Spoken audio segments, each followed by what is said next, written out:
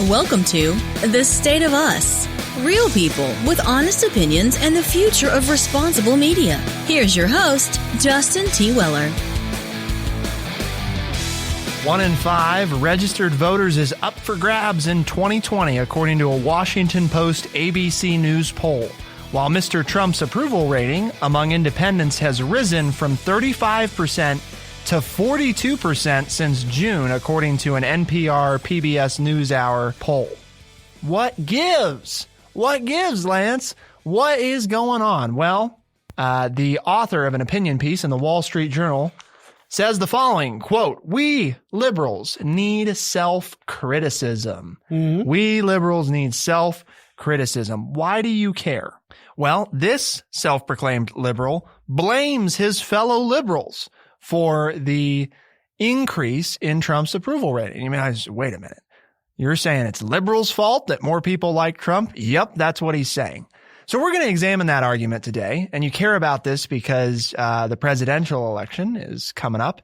And we've been discussing kind of how we're going to cover that. This is in the vein of the election, but not super specific to the election itself. We're going to look at the greater issue of, is the Democratic Party as we know it in serious trouble? If so, how'd they get here? And where do they go?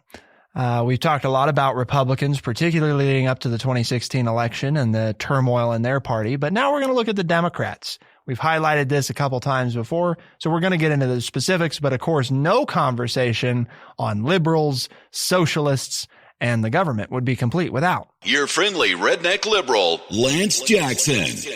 I've been telling you this for the last 6 months. They must be listening to me.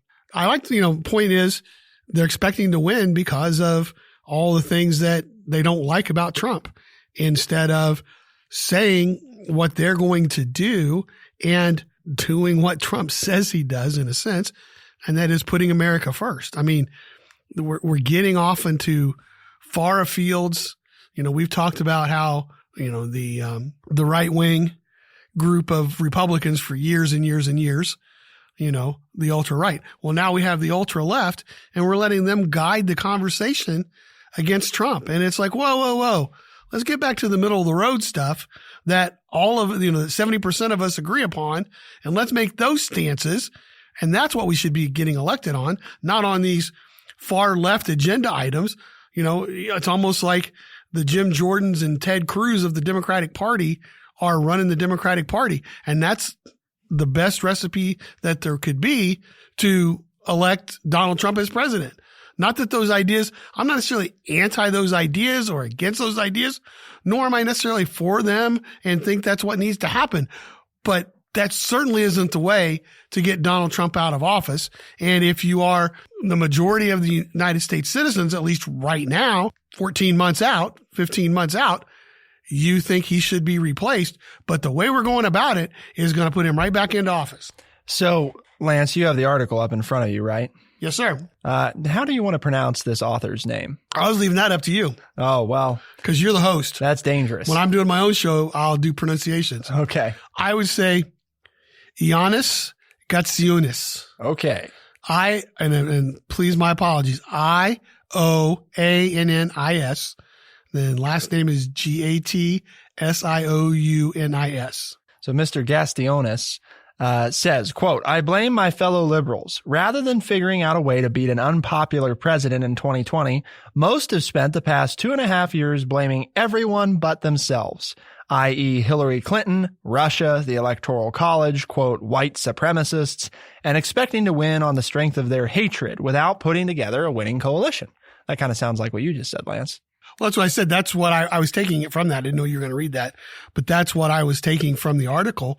And it's like, yeah, this is what I've been saying. And it's nice to read it in print that somebody else thinks the same things, because while all of that may or may not be true, that alone is not going to defeat President Trump in the 2020 election. So he identifies 5 key problem areas for the Democrats in order to, what has to be done, right? If you don't want to just hand it to Trump. Because part of what the author points out here is that he believes that the election is going to be given to Trump he'll win re-election if the Democrats don't make some changes. And so we've got 5 different key points, and we'll take it one by one here. And Lance will give us his expert analysis on each one. And we'll even let, if our producer feels so inclined, his name's Caleb Spinner. And he's got all sorts of qualifications on this subject. I don't know, man. I'm walking into enemy territory on this one. Namely a self-identified Republican. So see, wrong attitude. We're not enemies. We're all Americans. We got to find an answer. True. We have to find some answers. I'm crossing the other side of the line. There isn't another side. We're Americans. Of the party line. There should be no parties. We're Americans. Let's find the best answer for America. America. Okay. Well, I mean, no, a real America. I know what the you real mean. America, not America, the real America. Okay. Well, at least I hope is, maybe I'm wrong. Maybe right. America is America and it's not America anymore.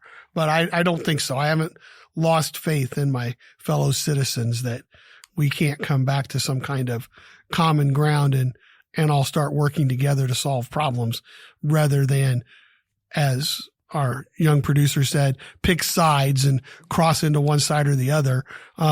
Which is, and I'm not hitting But that's on what him. Gen Z's I'm grown not up in, blaming, right? I'm not blaming him because that is the tenor of our times. But it wasn't always that way, and it doesn't need to stay that way. So the article starts out with the following, quote, "First, stop obsessing over identity. We can and should support policies that benefit disadvantaged groups, from criminal justice reform to a higher minimum wage and affordable health care. But our tendency to insert race, sex, and sexual orientation into everything gives the impression that we're more committed to narrow groups than Americans as a whole." Don't know how many times I've had this conversation. You sure you didn't write this? This is your just your pen name here, Mr. Gastionis. That's an interesting choice for you. But remember, folks, and as you're, if you're on the website and looking at the article with us, his hour is talking about the liberal Democrats. And that's exactly the point here is all of those things that we stand for, that is, criminal justice reform, a higher minimum wage, affordable health care, that helps everybody. We don't have to say it's going to help it's not being pitched that way, though. No, it's not. We don't have to say it's going to help the minorities. It's going to help the Hispanics. It's going to help the LGBT community. While all of those groups have a voice and should have a voice, the bottom line is if we do what's right for America, those groups are going to be helped as well, because we're helping America become a stronger, better country. And our ideas are inclusive, not exclusive. And so the point they're trying to make here is if we're going to, though, keep saying, well, this is going to help this minority and this is going to help this minority and this is going to help this group of people, then what are we doing with the majority that are out there that we want their vote? And on the flip side, and I'm going to say this so I don't forget it early on, to my friends who say, well, if we don't do this, then I'm just going to vote for a third party candidate. Please don't do that. Just vote for Donald Trump. Just skip the middle person and vote for Donald Trump. Because whether you like it or not, voting for a third party candidate is just like voting to reelect President Trump. So, but then doesn't the argument extend there, Lance? You can go ahead and say, I have the right to vote for, okay, that's fine. I don't, you're right. You do have the right. I'm all for voting for whoever you want. Just understand the realization that voting for a third party candidate in 2020, maybe not in 2024, 2028, when you change things and we get away from the Electoral College and we're going to get rid of parties and all of the ideas, political ideas that you have that you want to come to fruition. Or who are we talking about? You personally. Oh, me. That you personally want, that you've espoused on this show. Oh, okay. And other, in other venues of this show. But all I'm saying is in 2020, a vote for whomever the Democrats nominate, anybody else you vote for is a vote for Trump. I just want to get that on the record out here early so people don't say I'm wishy-washy or whatever. While I don't disagree with some of the comments that, ideas that you have, in 2020, it's not all going to change. So Well, I think I was the one. Don't get upset if we don't get somebody liberal enough for you from the Democratic side to vote for. Don't go vote for a third party unless you want Donald Trump to be president again. That's all I'm saying. Mm-hmm. I just think that's a reality. And, we talk about here, I'm going to do it early, educate people by providing honest, open, and respectful conversations. I'm trying to educate people. If you vote for a third party candidate in 2020, you might as well be casting a vote for President Trump, and if that's what you want to do, then by all means, you have the American political right and constitutional right to do that. But just understand that's what you're doing. Mm-hmm. Okay. Now my brother's happy because he told me in 2016, he said, you said that to people, but they didn't believe you. You got to hammer that home. So he said, because I remember talking about a lot on the program. Right. Remember? Because we weren't, but Camden was high on Gary Johnson. Right. Pardon the pun. But I wasn't necessarily a Hillary supporter. Right. I made it clear that wasn't my first choice. But I was I knew I didn't want Donald Trump to be president of the United States. So I was going to make my vote matter. Anyway, I didn't mean to interrupt. I'm sorry. No. I don't think that because I remember using the same justification in 2016 and talking about, people, the thing that I struggle with this argument is that then does a third party candidate never become viable because we teach people that you can't vote for a third party candidate and it count? Until you change the system, they never become viable. I think that's a reality. So there is something wrong with the system. No, only if you want a different system. If you want somebody from outside the two major parties. Well, I'm asking you, do you believe that there should be feasible other parties than just Republicans and Democrats? Well, it's feasible, but they're never going to get the money. And we've already tried to take money out of politics, and we did that with John McCain. Would you like for there to be more than two parties that are viable, really viable, as in somebody that Lance could actually vote for on election day? No, for president. Because we've talked to people. And I think one of the best comments I've heard in talking to people this summer is that I know that I will never get anybody that's exactly the way I want them. So I have to choose who's the best option for me and what I believe in. And I'm okay with that. And it was a person about my age who said that to us when we were talking with them about politics. So I'm not all hung up on needing all kinds of having somebody that thinks just like me. If that were the case, then I should run for president, right? If I want somebody who thinks just like me, I should be running for office. Okay. Lance Jackson 2020. I'm not really. Is this your official announcement then? Yeah, do we expect a running announcement? No, I'm not going to announce. Oh, okay. I don't want to be president.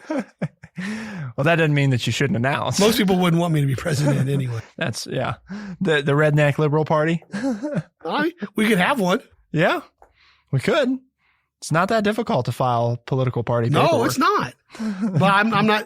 That's not the answer. The answer to our problem is not to have more political parties. Our answer is to break down the stereotype that our young producer espoused, unbeknownst to him, when he said, I'm going to cross over to the other. There shouldn't be another side. It should be we're working for the country. And whether you're a Republican or a Democrat, you should be willing to compromise and work for the good of the country. So anyway, go ahead. We spent 10 minutes on the first one. So the first point was stop obsessing over identity. The second point is liberals increasingly tend to shame and cancel anyone who doesn't conform to our thinking on complex social issues. Just to be clear, that our is from the article. I'm not saying our as in I'm part of the group. Which is exactly what you and what I've just been talking about. We don't have to say much here on number 2 unless you have something to add, because that's pretty much what I've been talking about. Yeah. It says the statistic it shares, which I think is important, 80% of Americans, including 3/4 of blacks and more than 80% of Asian Americans, Hispanics, and American Indians disapprove of political correctness. So in other words, Americans have a distaste for pushing political correctness, and yet for some reason, the Democratic Party, for whatever reason, has decided this is really important to do, to push political correctness and to cast people out who don't get it right. And again, as Lance and I have discussed, and I've push this too when we talk about religion and faith and stuff. Casting people out is the exact wrong attitude if you are a political party. If you're a group that relies on membership, casting people out kind of is against the very business model that you're based on. Well, it stops growth, doesn't it? Well, but maybe you don't care about I guess growth. it limits growth, right? Well, in some cases, maybe that's what you want. But I don't think the Democratic Party doesn't survive without a lot of numbers, because from a strategy standpoint, they always seem to lose out to the Republicans. They seem to rely on brute force and numbers as opposed to strategy and playing the game the way the game is built, typically speaking. Do you disagree with that, Lance? No, I don't. Okay. I just wanted to make sure we're all on the same page. And what I'm saying is Democrats tend to not be the strategists. They tend to be well, we got more people than you, so we'll get her done. And the Republicans are like, well, that's fine. You got more people, but you don't know what the hell you're doing with all those people. So no, we talked about that before is Republicans know how to win elections and Democrats don't. And Democrats don't. They know how to lose. They're so worried. All the author is doing is saying what we've said over the last 5 years in a very straightforward manner, I should say. So I would really ask you to read the article in its entirety, is that you can't keep splintering off into small groups if you want to win. Right. In politics in the United States. Because it's hard to be a party if you're in all these little groups. I mean, it's as much as I am totally unsatisfied with the Republicans in the U.S. Senate, look at what they've gotten done for their agenda because they've stuck with the president. I can't stand it. I wish they wouldn't do that. But if you want to talk about being politically expedient and getting the programs in or the ideas in that you want. And stopping things you don't want. That's the blueprint.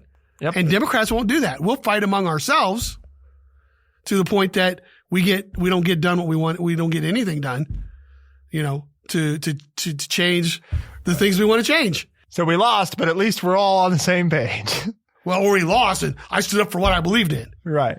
And I didn't better the country. Yeah. Again, that's my phrase today. If you haven't figured it out, do what's good for the country. So we'll move on to the third thing. But before we do, Lance actually just touched on this. So it was perfect. A little segue here. You would encourage people to read the article because you think it's pretty decent. And there's a way for them to do that now, right? Real simple. It's there right on the site. That's right. They go to thestateofus.org, thestateofus.org, and makes it real easy to, and you just type in thestateofus.org. You don't need to put anything in front of it. No HTTPS, nothing. No hashtags.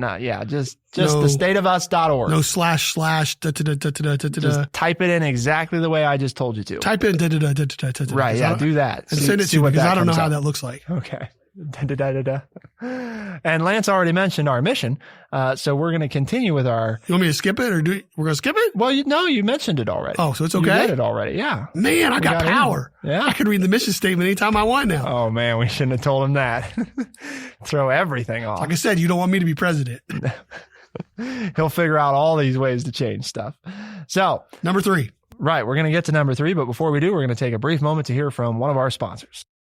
Liberals need self-criticism. That's what we've been discussing because 1 in 5 registered voters is up for grabs in 2020. And despite that, independents have seen a rise in their approval rating of President Trump from 35% to 42% since June. So something's going on and Democrats don't know what the hell to do. But the good news is there's some people who've thought about this and have some suggestions, and we've made it through 2 so far. We're looking at the third. Cultivate a fuller understanding of justice.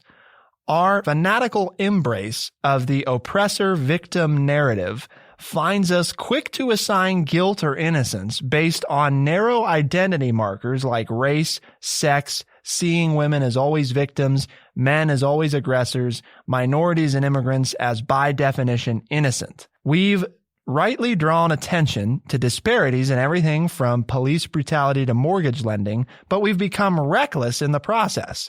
I think the point here, Lance, is that the Democrats, for whatever reason, keep taking all these things to the extreme.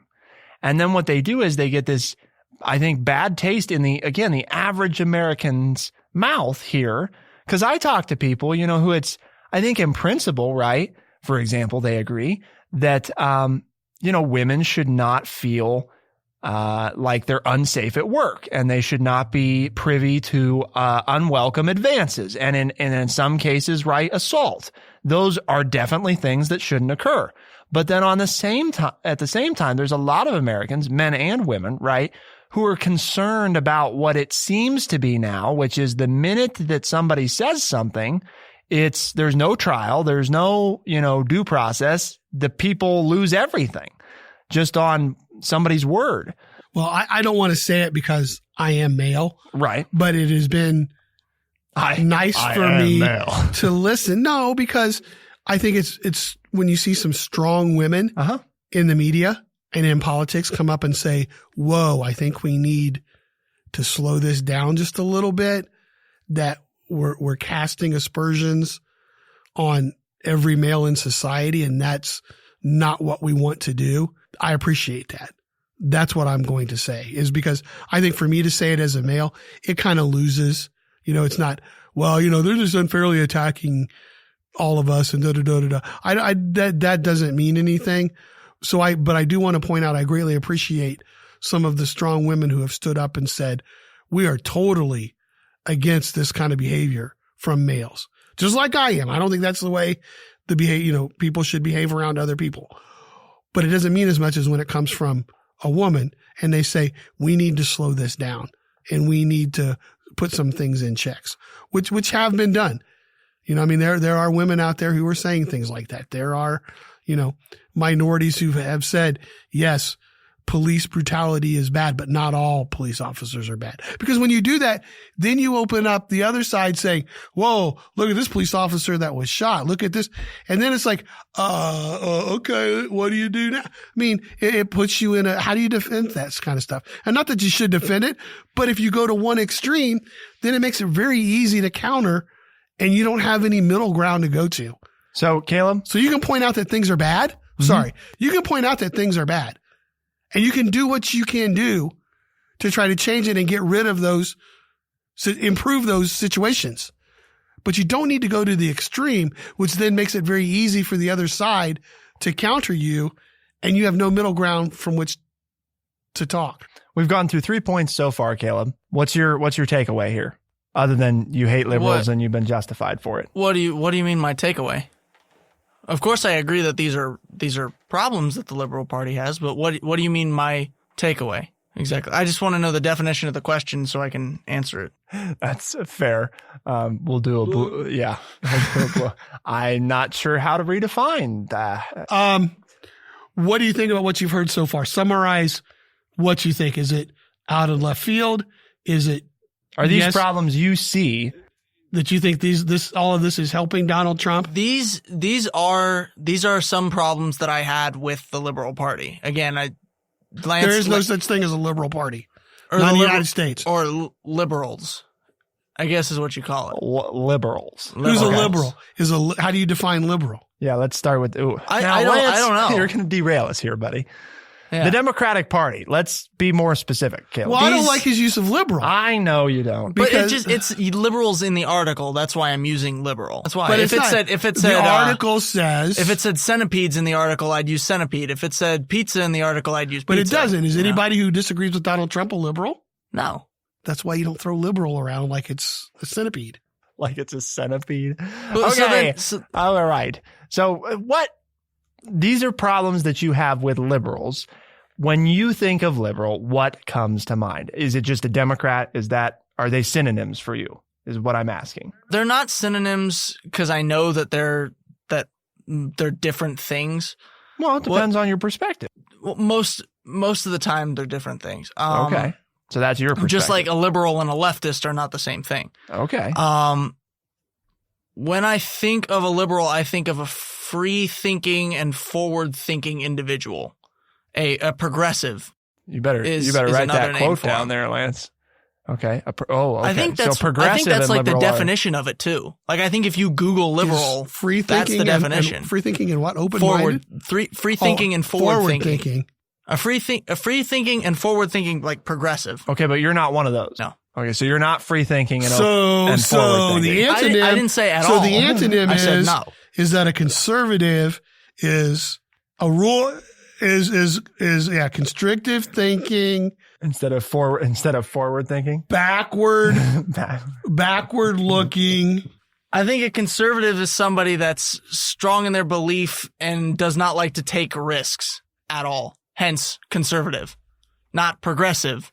Conservative. All right. Well, no. We're going back on topic because Lance is going to blow a gasket here, and the whole show is going to be derailed just on the It's just like, oh my gosh, really? I'm against people who think freely and are forward-thinking progressive. I didn't say I'm against them. I said I'm not one of them. He should be watching Gunsmoke instead of being on his phone. I know. Because I don't know why he's got a phone. How can he use technology if he's backward looking by his own definition? He's backward looking conservative. We shouldn't have technology. We shouldn't have cars. We should all be on a horse and buggy. Poor Caleb. I mean, these are his words. I know. These are mine. I know. Okay. In ideology. This is why I'm not on political shows. This is why I just produce. I'm saying this is why I'm a sports guy. Okay. You ask me why I'm a sports guy. This is why. Okay. Number 4. Yeah. You did mention, though, is a nice segue for us. Thank you. Progressives. And point 4 in the article says progressives need to be progressive, compassionate rather than hateful, thoughtful rather than reactive. Progressive, as by our NHS producer here, has become a dirty word to many Americans, more closely associated with intolerance and double standards, which you didn't do because, according to the author of the article, progressive means one with free thought and due process, which is what you said. So you correctly defined progressive, but he's saying that it's more closely associated with intolerance and double standards. And you said it's more free thinking and forward thinking. So right. Caleb's definition was probably more correct. The real definition, but he made it a bad thing. Whereas the author is saying that Americans who don't like progressives don't like them because they think progressives are intolerant. Again, I never said it's a bad thing. I said I'm not one. I'm not one. But you didn't say so. Like you guys aren't conservatives, but you haven't said conservatives are awful. So are you? So are you saying then labeling that us. Right? Are you saying then that? Do you agree with his statement that are you one of the many Americans that when somebody says who thinks progressive is a dirty word, yeah, who are intolerant and double standard, yeah, which is not what progressives are. Well, I know. I'm one of them that thinks of it though. But okay, my question. From what I've seen from people that label themselves as progressive, from what I've seen from them, I think it's a dirty word. I'm a progressive. I just stated I'm the progressive. true. Do you think I'm intolerant and have double standards? You're one of the good ones. But from what I've seen, okay, so what I've seen in the media is Antifa or whatever is however you want to say it, are progressives. And they should be a whole different story, but they should be labeled as a terrorist group. Who defined her as a progressive? Who defined her as a terrorist? Asking who made the decision to call her a progressive, and who's her? The person that you're Antifa's a group. Okay. Antifa? Anti-fascist, Antifa. Oh. I want to say left wing for lack of a better term. Anti-fascist. But you've heard of them, right? Wing. You've heard of them, right? Okay. Yeah. I was going to say, I thought you were trying to pronounce a name at first. Antifa. I was confused. So, okay. Antifa or Antifa, I've heard it both ways. I think what the author is getting at, Lance, here, in my mind, is the squad, right? We'll reference them, kind of spearheaded right now, I would say, by AOC, Alexandria Ocasio-Cortez. And this is playing into Trump's hand. I heard this analysis the other day. I'm going to interrupt you because I think Trump is making them the issue. He is. Because it's really smart. I mean, I know you don't like to say that they're not making themselves smart, the issue. But he wants people to believe that those four are the face of the Democratic Party. That's what Democrats are now. That was my question to Caleb. And they're Who's calling these people progressives?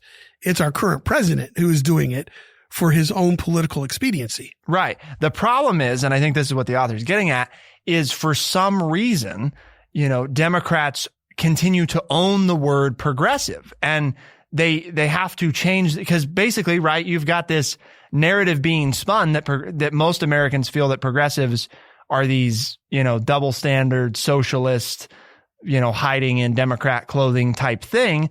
And then you've got Democrats who are like, I'm a proud progressive. And so it's like they're not aware that they're using a term that's being used where most Americans see them as bad because of it. And then they own it, and it makes them look foolish. If they're not of the same mindset, then they say, well, I'm a progressive, and then everybody's like, oh, so you're one of those, socialists who's pretending to be a Democrat type of thing, and you believe the squad has the right vision for the country. And I mean, all these things that, yes, your president and Fox News have sold to America, but the reality is it's been sold to them. And as he's highlighted, lots of Americans associate it with intolerance and double standards. This group that's exclusive is, again, part of how it's branded. Whether or not it's actually that way is totally irrelevant, but that's how Americans see it. And then here come Democrats. Oh, aren't we great for being progressives? And that's I think that's what he's trying to get at. It's hard to know for sure, but so that was the fourth point. The fifth point, those who work in media need to stop abusing their authority. The author says, quote, I am grateful for rigorous investigative work that uncovers Mr. Trump's abuses of power. But there's a reason so many Americans think much of the media is fake news. The left of center figures who populate it stop at nothing to demonize their political enemies, end quote. This is key. I think this, he's using it in the context of liberal news media, but in the context of conservative news media, it's all the same. The whole labels, Lance, liberal news media and conservative news media, you know how much that irks me. Conservative and news, liberal and news should never appear together to describe a news organization.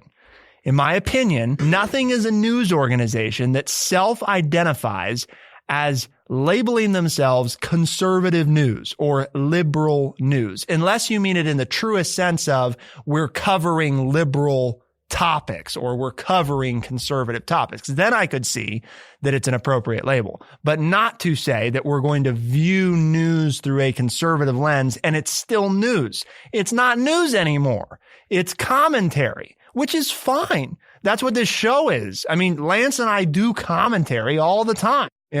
Obviously we ain't got nothing against commentary. What I have a problem with is commentary labeled as news, because it's just, I have bad words to say, but it's just a bunch of horse crap. That's not what... It's not news. It's not news. It's not news anymore. The minute that opinion comes into it, it isn't news. The point here, I think, is that it's not just the liberal news media, it's the conservative news media too. As it pertains to the article, the liberal news media, because there tends to be more liberal cable news than there is conservative cable news, they have to stop demonizing enemies. Should they call out injustice? Absolutely. That's part of their job. But they don't stop there, and that's the problem. People get the middle of the road Americans, of which I generally consider myself one of. I have some out there opinions, but those are in niche topics, I just can't. I can't do it anymore. The only reason I ever listen to CNN, MSNBC, or Fox News, the only reason is to just know what they're saying. And it's usually for like 30 seconds because I just can't take the abuse that I witness happen when they're allegedly reporting on something, because it has gotten even away, Lance, on a lot of their shows from having the panel comment. Now the host gets involved and starts commenting, and it's like, oh my gosh, we've just totally abandoned any sense of removing bias from sharing information with. That's why we need my podcast. Yeah. Reading the newspaper with Scott Wood. That's right. I'm still plugging it. Still plugging it. All I do is just sit here and read the newspaper articles. Homework assignment for... Only if you do different voices for different articles. I've got all kinds of personalities. Yeah. Oh, awesome. So you don't know all the people who talk to me in my head. I was going to say, I'd tune into that. Get the voices out of your head and onto a mic. Homework assignment for Caleb, and he's going to report back on the next State of Us. Newsy.com. I am challenging you, Caleb, for, I don't know, how often do you go to the Daily Wire? Daily? No, not daily. Once a month? 2-3 times a week, maybe. Okay. If it's an easy week. Okay. If it's a busy week, I don't do it at all. But So between now and our next program, which is Tuesday, you need to go to Newsy at least twice, preferably 3 times, and spend at least 5 minutes on the site looking at stuff. Okay. And hopefully you'll be able to come back and get an idea of Newsy is real news. It's just news. That's what it is, Now they've got like some shows and stuff, but they have them grouped out differently. And the very headline on newsy.com, which I'm encouraging listeners to go up to, their slogan is "Be informed, not influenced." Real simple. So that's, I think, kind of sums up the whole thing, is the media drives so much of this other stuff that we talked about in the article, the perception of who liberals and Democrats are. But Democrats have a responsibility. The liberals in the party have a responsibility to quit doing this tribal and, exclusionary thing, because that's like the very antithesis of what they're supposed to be, Lance, right? I mean, to my understanding, Yep. supposed to be the party for everyone. And instead it's the party for if you fit one of these identifiers. Right. And I don't think it's intentionally become that, but that's what it's become. And that alienates people because they don't feel like they fit. If you're Lance, they don't ever talk about Lance, ever. They never talk about the white, little over middle age, retired guy. They don't talk about him ever, Now, of course they do, but you don't hear it. Right. Because the way they talk about these issues that do have a positive impact on Lance, they use all these other labels that never identify Lance. So what happens to Lance? Well, he says, forget the Democrats. They don't ever talk about anything that matters to me. They use all this stuff, and I'm not one of them. So I think that's the big crux of all this, is that's what Democrats have to do differently, is become the party for all again, instead of the party for if you fit one of our labels that we've listed out recently. On that note, Lance, we've challenged people to tune in, right? They can gain access to the resources that we've shared at thestateofus.org. And we'll have links to today's article that we've referenced. And we'll probably put newsy.com up as well, just to make it easy for you. But if people want to tune in, how can they tell others to tune in? Well, they can check out Spotify, Stitcher, Apple Podcast, and anywhere else that fine podcasts are found. For The State of Us on TrueChat in Urbana, I'm Justin T. Weller. I'm Lance Jackson. And I'm Caleb Spinner. Thank you so much for tuning in. We'll see you next time. Be the change.